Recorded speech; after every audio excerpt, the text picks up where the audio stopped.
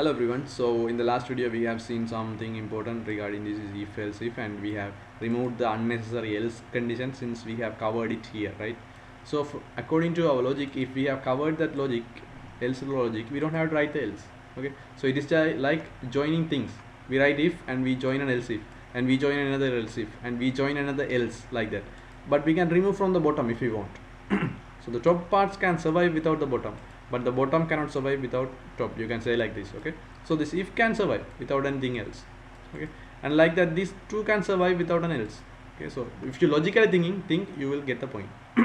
So okay, anyway, don't worry, I have removed the else because I know that is already covered here.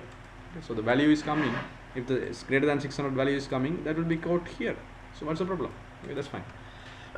Now you can see we can do something else also. What we can do is, so what we have completed is we have done this check is done, or in other words this is completed and this is completed using one OR. Okay, so that means here now we have to complete this. Anyway, we have already wrote a code for this, so that says else if x is greater than less than 600,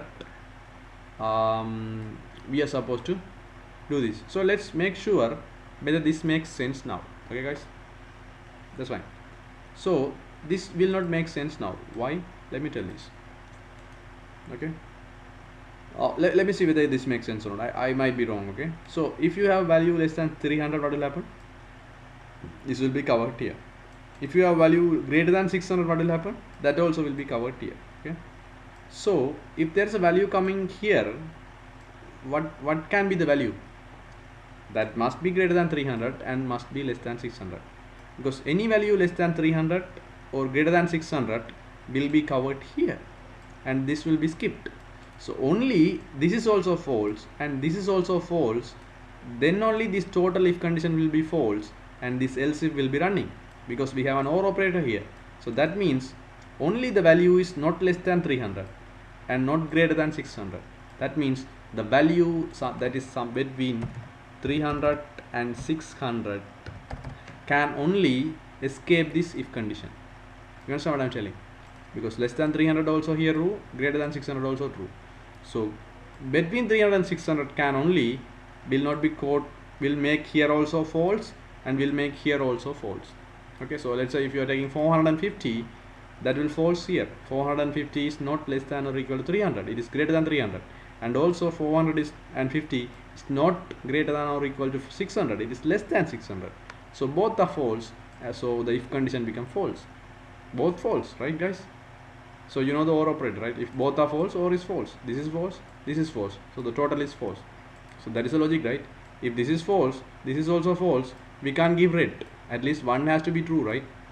That's what I'm telling. If you don't understand, you can see the OR operator truth table in the Gates electronics. Don't understand, don't problem, just don't worry. You understand this logic, right? So that makes sense. So since both are false, okay, even single one is not true, we skip the if condition. Okay guys, and we go here. So we know when we are going, only we have the range 300 to 600 only coming here. Okay, so earlier in the previous one, when we are coming, we know only greater than 300 is coming here. That is why we checked for the 600 only. But now we know we have the range 300 to 600 is only coming here, because we have done the more than 600 also here. We have checked it. Okay, because we removed the else and we added the logic here. So already we have removed the more than 600 values. So we only get the values 300 to 600 here when we are coming here. So we don't have to check for anything, right guys? You understand what I'm telling? You don't have to check for the upper value as well, because already we have checked it here. See? And only the false values, that is less than 600 only coming here. So why do you have to again check less than 600? That's what I'm asking. Do you understand this, guys? So this is very, very important, right? When we are changing the code, we have to think logically, very clearly. So what you can do is, in other words, in any value coming, passing this if condition, okay, making it false, if a value comes, that will be surely for 300 to 600. Okay, so if the if condition is false and for any other value you want something to happen, what will you write? You write only a simple else condition, right?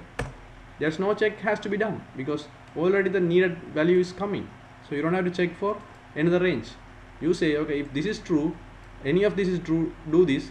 Else mean what? 300 to 600. Any other value will be coming here, passing the if condition will be within this range. So for that, what should be done? You write inside an else condition. You understand, guys, what I am telling? So in other words, I will tell, if this is less than 300 or greater than 600, switch on the red. Otherwise, okay, otherwise go for the green. That's what I have done here.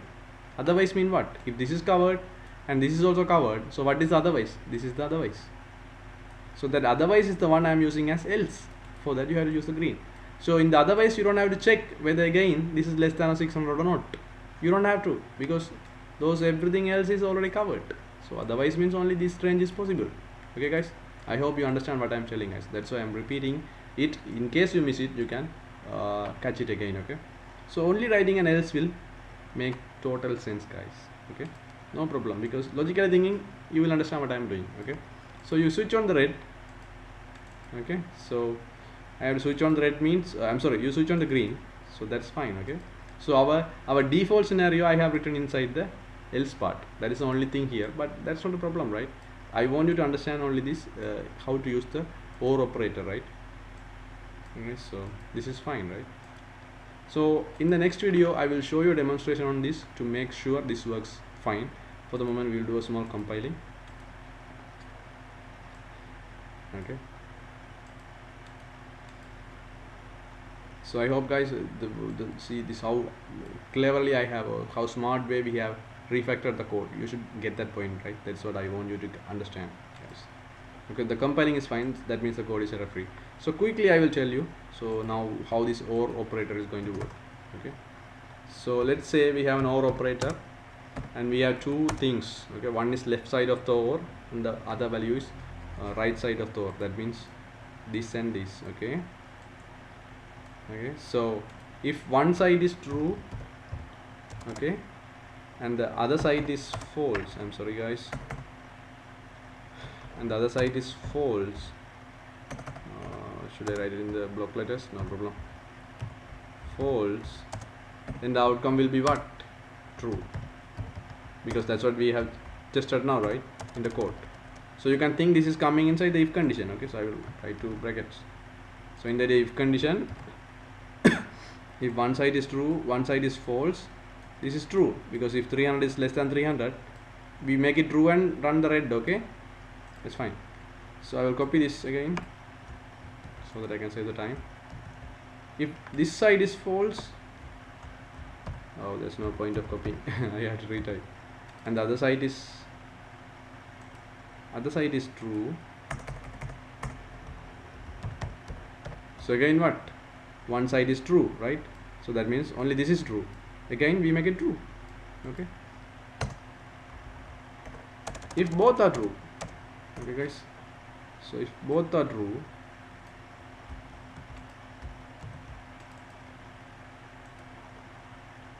man, this is me taking my time. If both are true, still we have to go for the true. But in the numbers there is no possibility a number can exist like as a both are true, because a number cannot exist that is less than 300 and greater than 600. Okay, a number cannot exist that makes both are true here. But in some other scenarios you may find there's an if condition with an OR operator where both sides are true. That may come. Okay, just remember, if both are true, still the if condition become true and the code will get into the if condition command. Okay, so let's go for the final one. If both are false,